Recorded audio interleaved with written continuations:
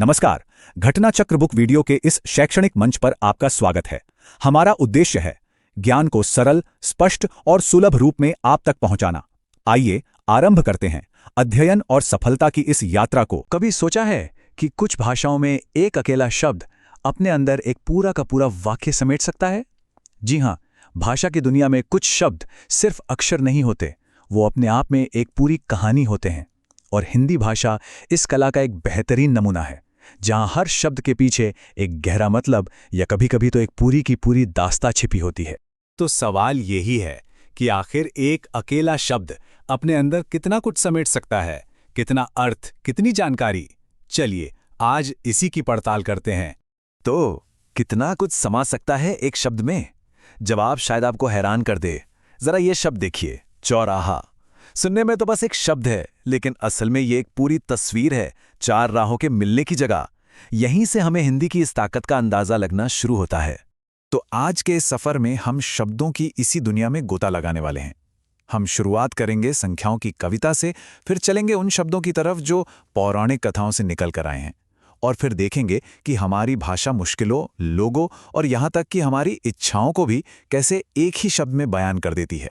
तो चलिए अपनी यात्रा की शुरुआत करते हैं एक बहुत ही बुनियादी चीज से, संख्याएं।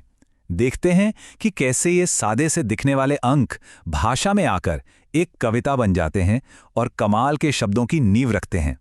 जैसे कि संख्या 4 या संस्कृत से आई हिंदी में कहें तो चतु, ये सिर्फ एक गिनती नहीं है, बल्कि भाषा को बनाने वाला एक अहम हिस्सा है, एक बिल्डिंग ब्लॉक। और देखिए, यहां से एक बहुत ही दिलचस्प पैटर्न सामने आता है।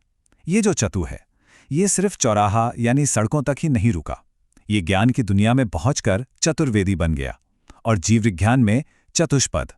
सोचिए, इन सभी शब्दों की जड़ में वही एक संख्या है, 4। और ये भाषाई पैटर्न तब और भी मजेदार हो जाता है जब हम चतुष्पद की तुलना द्विपद से करते हैं। द्वि यानी 2, चतु यानी 4। तो द्विपद हो गया 2 पैरों वाला जीव और चतुष्पद 4 पैरों वाला। है ना एकदम लॉजिकल? अच्छा, संख्याओं के इस तार्किक दुनिया से निकलकर अब हम भाषा के एक जादुई पहलू की तरफ चलते हैं। एक ऐसी दुनिया जहां पौराणिक कथाएं और महाकाव्य एक ही शब्द के अंदर सिमट जाते हैं। मिसाल के तौर पर इन शब्दों को देखिए, चक्रपाणी, चक्रधारी या द्वैपायन। ये सिर्फ नाम नहीं है, ये तो अपने आप में एक छोटा सा बायोडेटा है। एक शब्द सुनते ही उस पात्र की पूरी पहचान आंखों के सामने आ जाती है। अब इस शब्द को देखिए, दामोदर। अगर हम इसे तोड़ें तो दाम का मतलब है रस्सी और उदर का मतलब है पेट। तो इसका मतलब हुआ वो जिसके पेट को रस्सी से बांधा गया हो। सुनने में थोड़ा अजीब लगता है ना? लेकिन असल में इस एक शब्द के पीछे एक पूरी कहानी है। ये शब्द हमें सीधे भगवान कृष्ण के बचपन की उस मशहूर कहानी में ले जाता है, जब माँ यशोदा ने उनकी शरारत पर उन्हें रस्सी से, ओखली से बांध दिया था। तो देखिए, ये एक शब्द सिर्फ शब्द नहीं, बल्कि एक पूरी याद है, एक पूरी कहानी का निचोड़।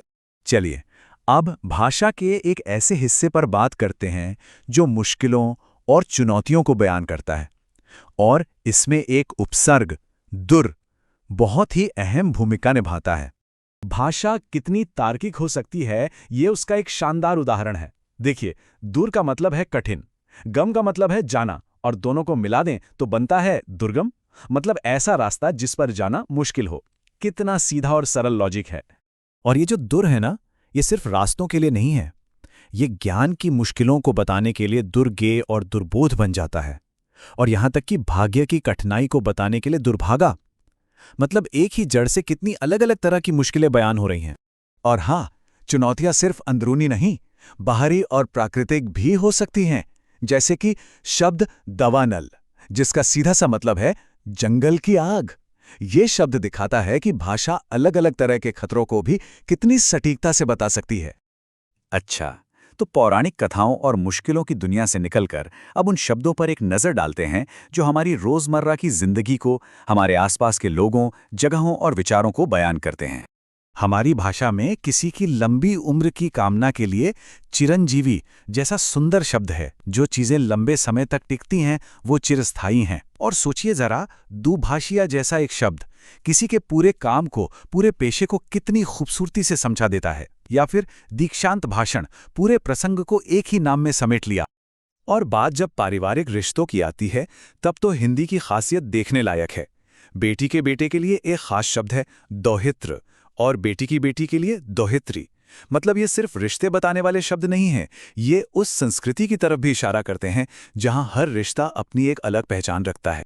अभी तक हमने उन चीज़ों की बात की जिन्हें हम देख या समझ सकते हैं। अब हम अपने सफ़र के आखिरी और शायद सबसे दिलचस्प पड़ाव पर हैं, जहां शब्द हमारी अंदर की भावनाओं, हमारी इच्छाओं और अमूर्त विचारों को जुबान देते हैं।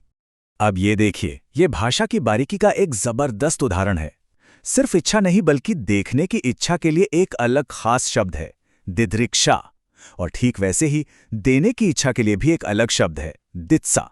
ये इरादे और इच्छा को जाहिर करने की एक कमाल की क्षमता है। और ये सटीकता हमें हर जगह दिखती है।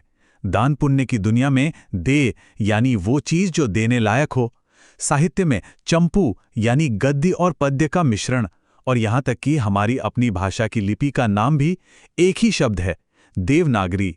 तो आज के इस पूरे सफर से हम क्या समझे? यही कि ये जो शब्द हमने देखे ये सिर्फ शब्द नहीं है। इनमें से हर एक शब्द अपने अंदर इतिहास, तर्क और हमारी संस्कृति का एक पूरा का पूरा ब्रह्मांड समेटे हुए है। और ये सब हमें एक बहुत ही दिलचस्प सवाल पर लाकर छोड़ देता है। सोचिए, जिन शब्दों का इस्तेमाल हम और आप हर रोज करते हैं, उनमें ऐसी कितनी कहानियां छिपी होंगी। शायद अब हम अपनी भाषा को एक नई और ज्यादा जिज्ञासु नजर से देखेंगे।